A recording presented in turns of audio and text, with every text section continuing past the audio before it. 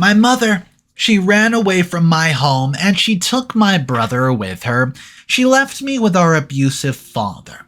She didn't even show up in my life for years, and that's when I find out she went and married some rich guy. Well, this rich guy knew nothing about her past and about what she did to me, leaving me with this crazy man. Well, actually, after quite some time, I start to feel bad for my father. And we go on to a happier note, and then something absolutely devastating happens to him, and my mother has this to say. My father's been an alcoholic since my childhood days. When I turned 15, my mother told me she could not handle my father anymore and took my brother and ran away, leaving me behind with him. Whenever my father came home, he would just always take out all his pain on me. When he passed out from drinking, I would be busy collecting my mother's remaining belongings. When he sobered up, he would beat me again for helping my mom. The last time I saw my mother, I gave her the rest of her belongings. I thought that she would take me with her one day, but that hope lasted for just a few years. I grew to hate her more with each passing day. She had left me behind just like she did with my father, to take care of him. Despite everything, I managed to continue my education. My father would beat me because he thought I resembled my mom, then just apologize later. I felt helpless, just powerless. A few months later, while walking on the street, I saw some of my brother's old friends. Listening in on their conversation, I found out that my mother had married a wealthy man. I was furious upon hearing this, and she had never thought of taking me back, and I despised her happiness, and I don't know if I'm a bad person, but I did not want my mother to be happy. I kept an eye on them until I finished school and became a professional. I discovered that my mother was involved in shady dealings behind her rich husband's back, and I even collected evidence against her while attending law school. During my time at university, the violence from my father lessened as he saw my determination. I sympathized with him more because I understood his struggles in trying to support the family with a low-paying job and dealing with the aftermath of my mother's infidelity. By the time I reached my second year of law school, my father was suffering from alcohol-induced cancer. The heavy labor at the factory had weakened him considerably, and I was working, studying, and stuff, and trying to take care of him in the hospital. My anger towards my mother and brother was growing day by day, and I finally graduated at the top of my class and started working at the best law firm. It turned out that Owen was involved in some business with this law firm. One day during a business meeting, I met Owen. We chatted and became friends, and after a few months, we developed a strong friendship bond. Owen was very saddened by my story when I told him one day, and he also shared his tragic story of losing his wife and never having children. Well, his marriage and his attempts to be happy, he mentioned that if we had met earlier, he would have treated me like his son. We were doing great work together and sharing our burdens, but I felt terrible for having to ruin his happy life. I decided to leave Owen's company. We remained close, and I told him about my aspirations to become a prosecutor.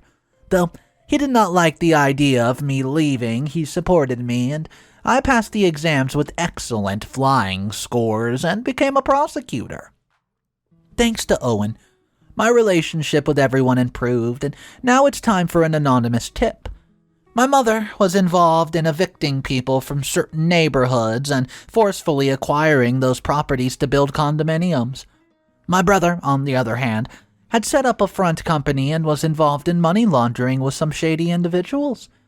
Although I don't know how he got mixed up with them, he was doing business with them. On the day Owen planned to introduce me to his family, the police had already gone to his house. He didn't know that I was his stepson, and when Owen saw the police at his door, he could not figure out what was happening, and he was shocked to hear about my mother and brother's crimes. Knowing that his family life of happiness was a lie and it saddened him deeply, but he still believed in them. Consequently, he planned to bribe the police to cover up the situation. He should not do this. It was interfering with my revenge. Owen was supposed to be a good person, not involved in such wrongdoing, but no, this could not be happening. I felt disappointed, and I fought to take on the case. My mother and brother were under house arrest, and Owen kept his distance from them. After work, we went to his office to talk, and Owen asked me for help with the legal case, and I needed to refuse, but I did not want to turn him into my enemy. I tried to persuade Owen. I tried to explain that he was not the type to engage in such bad activities, and that he was different from them. Owen said that he had to do this to protect his family. "You don't understand. Owen, your family's already full of bad people," I wanted to say. As these events unfolded, he invited me to his home. When my mother and brother saw me, they froze. It was hard for me to stay strong. My mother and brother acted as if we were meeting again, and I did the same. My brother was jealous of our closeness, and we sat down at the dining table, and my mother and brother started asking me questions. I talked about my family history, saying that Owen's family was my family too. My words seemed to make them uneasy, and it was evident that Owen was planning to throw away the evidence I had accumulated over the years and just handle things with bribes. I could not keep Owen away from this matter any longer. Either Owen would join me and our happy friendship would continue, or he's going to become my enemy, and I would destroy everything. After a few months, my mother and brother's cases were closed, and everything was covered up with bribery. I secretly documented everything and kept the evidence, and no matter how deeply they tried to bury it, this matter would not be closed just like this. Every time Owen invited me to his house, my parents felt uncomfortable. My mother caught me alone one day, and she asked if I was the one who reported them and how I found them. I told her I was just as surprised as her and stumbled upon it by chance. I left, and my brother and Owen got along well. To be honest, I was jealous of that, and from afar I envied their happy family life, and the fact that I did not belong there hurt me. My mother came to me again, telling me not to desire things that did not belong to me, and then she left. My mind was in turmoil. I wanted revenge so much that I even thought about killing my mother with my own bare hands. But Owen was like a friend to me, and the fact that he was my stepfather did not matter. I distanced myself from Owen for a few months to gather my thoughts. One evening, I invited Owen to my office, and he came in looking really worried. He asked me what was wrong and why I was being so cold towards him. I told Owen that the police going to his house was my fault. So I told him that what I said about my family history was fake. I asked if he remembered what I have been through, finding my mother and brother and reporting them, and I told him I did not know he was married and had a son, and that I was shocked when I found out, and maybe my words were lies, but my true intention was not to hurt Owen. I had embraced him as a real father, so it hurt deeply. Owen was trying to process what he was even hearing, and he stood there without saying a word. He was angry that I did not tell him earlier, and he said he was very sorry. Now, Owen, I said, what decision will you make? Will you protect your family, or will you protect me, your friend, and your stepson? Owen asked if he could not let go of what I've done, and could not he forgive me? Well, don't say that, Owen, I said. How can I do that? You know what I've been through. Don't ask this of me. Owen looked shattered. I asked him if he still wanted to see such people as family, and when he pleaded with me not to talk about his family in that way, I felt truly disappointed. I guess we can't be friends then, Owen. Owen got up without saying anything and looked at me and said these words to me. I used to see you as my son. Then he left. This should not have happened. Owen and I were supposed to be family and remain close friends, and that evening I drank. I drank heavily, trying to gather myself, and I was starting to hate myself more each passing day. It was as if I was becoming like my father. I had a lot of information in my hands, and it was time to use said information. I went to the international court. Perhaps Owen could have dealt with some things through bribery here locally, but not an international court. I created an anonymous tip, and complaint with the evidence that I had, and the trial did begin. Since Owen's firm was representing him, it was a tough battle in court. However, the evidence I had could not be ignored, and the trial lasted for months and the media was in chaos. Many people in the public sided with me. And when Owen tried to make my mother and brother to another country, I managed to stop them and collaborate with the police. One day, my mother came to my office. She apologized and started begging me to stop everything. She claimed to be remorseful. I told her that it's far too late to be sorry now and that my father was in the hospital and what she had done to us. She was crying. After arguing with her for a few hours, Owen came to my office and saw my mother crying, so he attacked me. After a difficult calming down, Owen sent my mother away and told me, quote, "Enough. Let's put an end to this so we won't suffer anymore." I told him to understand that they were using him and they did not even love him at all. But Owen was aware of everything and he just could not accept it, and the trial ended within a year. And my mother went to jail, but my brother somehow managed to escape to another country. Owen, however, had to convert his prison sentence to a fine and was compelled to pay it. I never saw Owen again. My father was still recovering in the hospital, and I had not seen him for a long time. So after the trial was over, I went to pay him a visit. I told him everything that went down. He was saddened and warned me not to spend my life seeking revenge. He wanted me to leave everything behind now, and he said these words to me. "There are only two of us left, buddy, and we should use our remaining time to be happy." I told him that at least I could do that. Update number 1. I spent a lot of time with my father, and we put aside and deepened our father-son relationship. However, my father's treatment was not progressing well. He left the hospital and wanted to do things that we have not done before, so we moved to a new home. And when I came home from work, my father would try to cook meals. We watched football matches together and had conversations, and despite everything going smoothly, my father's lack of improvement made me deeply unhappy. Though I could not show it to him. We went to the movies and took vacations together, and my father always wanted me to find a girlfriend. He said he wanted to see me married before he passed away, and whenever we talked about the past, he apologized sincerely, regretting what had happened. My father got better, but why did he have to get sick in the first place? One day, he wanted to visit me at work and expressed how proud of me he was. In my office, he brought coffee for my colleagues and jokingly asked some of the female coworkers if they wanted to be his daughter-in-law. A few months passed, and he became bedridden. My hands and feet trembled, and my boss granted me leave due to my father's condition, and the doctor said time was running out. I spent time at home sharing stories from my work and university life. One day, when I returned home from the markets, I found my father lifeless. I was not prepared for it, I tell ya. I needed more time, but I had to be a grown-up. I needed to pull myself together. I planned a beautiful funeral, and my coworkers supported me. And during the funeral, my father's old friends talked about stories that they had with him, and I learned about a side of my father that I never knew. The next day, I received a letter. It was a letter from my brother, offering condolences for our father's passing, but at the end of the letter, there was a threatening tone, saying we would meet again soon, and how could he be so shameless as to send me such a thing just after we lost our father? I was furious. He had invaded his crimes and was now threatening me.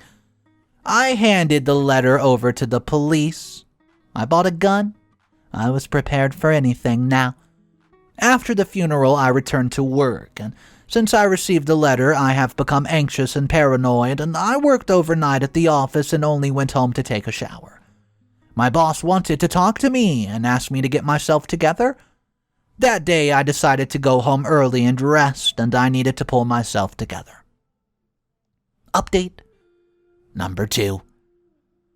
During that time I was staying at home, I received yet another letter from my brother. In the letter, he actually went ahead to mention that our meeting was imminent and that I would pay the price for what I have done. So, reading said letter filled me with fear and anxiety, and I felt ashamed of being scared. I immediately gave the letter to the police.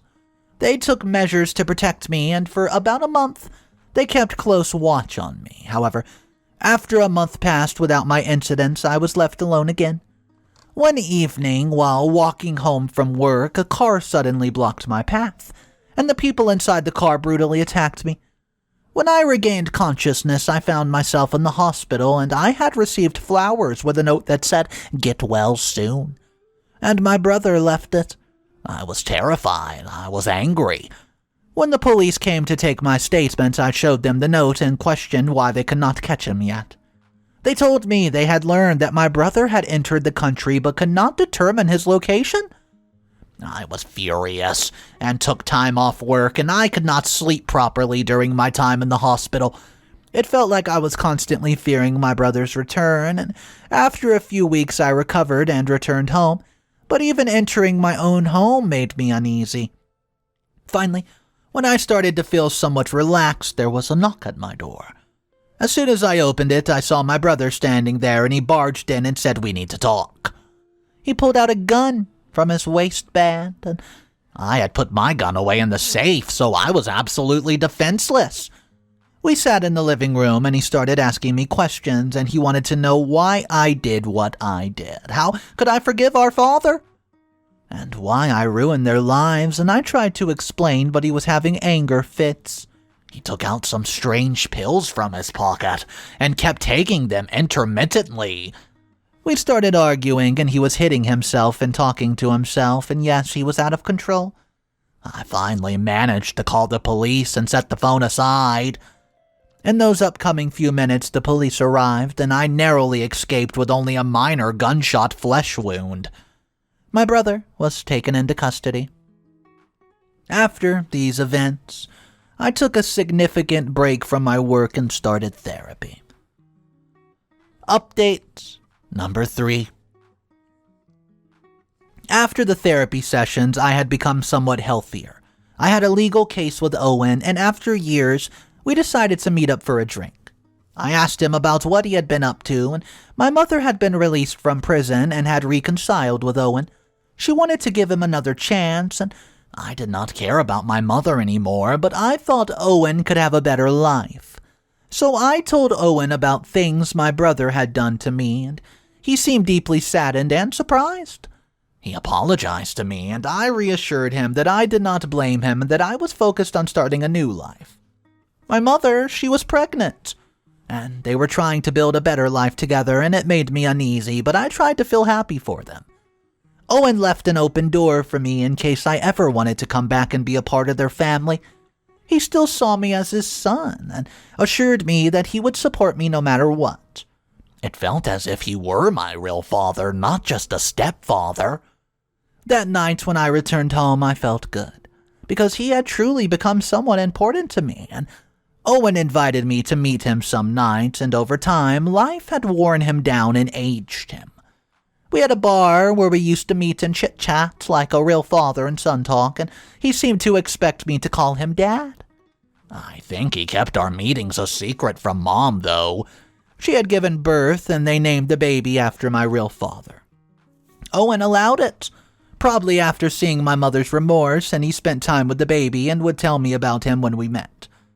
He encouraged me to be a good brother to the baby, and he also urged me to get married, saying a man like me should not stay single, and I got carried away with time that we spent together. At work, there was a woman who was my friend. With Owen's support, we started dating. She had been supportive through everything, and I went through everything, and she continued to support me. Time flew by for us, and I planned a surprise for Owen and invited my girlfriend to the bar. But Owen did not show. He actually stopped contacting me for a while, and somehow I found out. Owen suffered a heart attack and was in intensive care. Update number 4. During the time Owen was in the hospital, I could not bring myself to visit because I did not want to face my mom. Unfortunately, Owen did not make it out of that intensive care unit, and this truly devastated me. I'd never been able to call him Dad, and I could not properly introduce him to my girlfriend. I wanted to tell him that I was going to get married, Owen, but everything fell apart before I had the opportunity. My girlfriend and I decided to postpone the decision to get married for a while. A few lawyers came to my office to see me, and at first I did not understand what was going on. But then I learned that Owen had left me half of what he had in his will, and the rest to my mother and her child. I burst into tears as soon as I heard this. I wanted to apologize to Owen for ruining his life, but I never got that opportunity. I bid him farewell with immense regrets. My mother had prepared the funeral and was deeply saddened, and after the funeral she came to see me at my home and started yelling at me. She accused me of deceiving Owen and going after his money. My younger brother, whom I've never met, was with her, and my girlfriend was also with me. I asked my girlfriend to take my brother out for a while so that I could talk to my mom. I told her about my meetings with Owen and the proposal that he made to me, and she was crying even more after hearing what I had to say.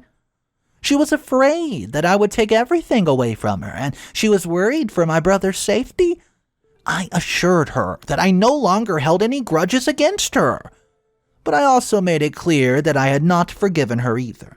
I mentioned that I was happy that she named my brother after my father and that I would be there for him as well in the future. My girlfriend returned home, and I had a proper introduction to my brother. My mother invited me to her house, but I told her that we could not be a family anymore, Mom. However, I did assure her that I would always be there for my brother if anything happened to him. My girlfriend agreed with me, and my mother and brother left. I stayed at home with my girlfriend, feeling somewhat melancholic. I told her that I needed some time alone, and after Owen, I felt so lonely. I felt so lost. It took me a long time to regain my composure. Anyways, thanks for listening. Alright guys, so there were a lot of commenters like we just saw who were saying how OP went a little bit too far by trying to convict his mother and brother of crimes, but hey, I don't know, it looked like karma to me, but let me know your thoughts about this because the comment section, it was kind of mixed 50-50 who to lean with and who not to, so I do want to hear from you guys about this. The question is, if you were in OP's perspective and in OP's shoes, would you have done the same thing to your mom and brother? Let me know your thoughts and let me know if you think OP handled it correctly in the comment section. Guys, if you're new to the channel, my name's Mr. Reddito. I narrate stories every single day. If you want daily videos, the best way and the easiest way is just to click that subscribe button. I'll see you guys tomorrow, and just remember, it's cool to be kind. See ya.